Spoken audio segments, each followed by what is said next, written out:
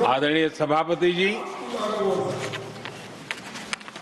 गरीबों को शक्ति देने के लिए, गरीबों के सशक्तिकरण के लिए जितना काम हमारे कार्यकाल में हुआ है, हमारी सरकार के द्वारा हुआ है, इतना पहले कभी नहीं हुआ।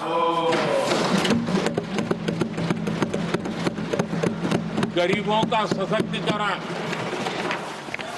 और गरीब ही गरीबी को परास्त करे, उस दिशा में हमने योजनाओं को आकार दिया। और मुझे मेरे देश के गरीबों पर भरोसा है, उनके सामर्थ्य में भरोसा है। अगर अवसर मिल जाए ना, तो वो हर चुनौतियों को पार कर सकता है।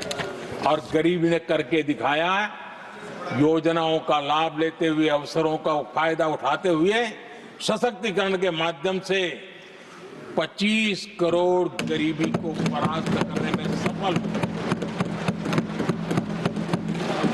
25 करोड़ लोगों को गरीबी से बाहर निकालना ये हमारे लिए गर्व का विषय है कि हमने एक बहुत बड़ा काम किया है। जो लोग गरीबी से निकले हैं, कठोर परिश्रम करके निकले हैं, सरकारी पर भरोसा करते हुए, योजनाओं को आधार बना करके, और आज गरीबी से निकलकर वो एक न्यू मिडिल क्लास हमारे देश में अर्जित हुआ है। आदरणीय सभापति जी, मेरी सरकार इस न्यू मिडिल क्लास और मिडिल क्लास के साथ डट करके खड़ी है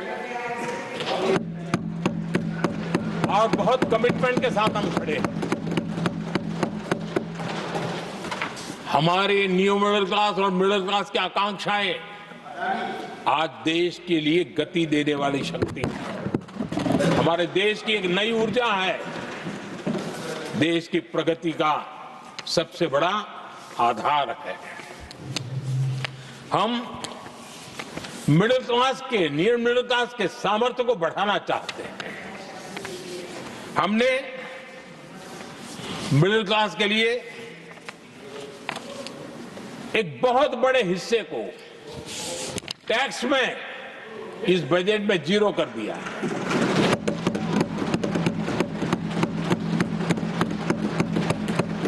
तो 2013 में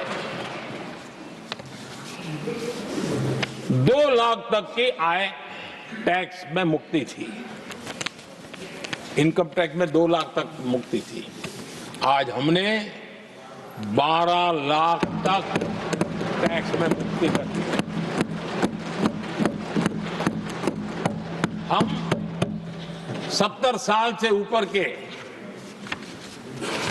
किसी भी वर्ग के क्यों न हो, किसी भी समाज से क्यों न हो, उनको आयुष्मान योजना का लाभ देकर के, और उसका सबसे बड़ा लाभ मिडिल क्लास के बुजुर्गों को मिल रहा है।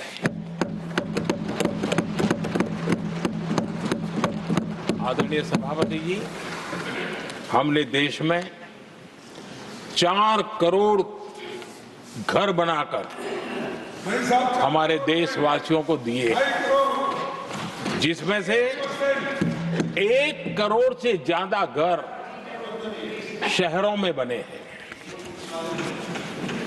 हमने घर खरीदने वालों के साथ बहुत बड़ा फ्रॉड हुआ करता था, उनको सुरक्षा देना बहुत जरूरी था।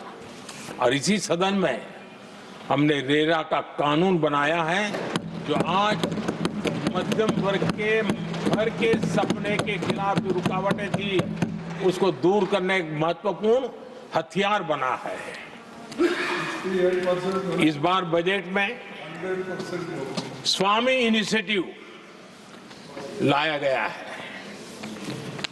जो हाउसिंग प्रोजेक्ट अटके हुए हैं, जिसमें मध्यम वर्ग के पैसे रुके हुए हैं और उनकी सुविधाएं अटकी हुई हैं, उनके उस काम के लिए 15,000 करोड़ रुपया इस बजट में हमने आवंटित किया है, ताकि मध्यम वर्ग के उन सपनों को पूरा कर सकें।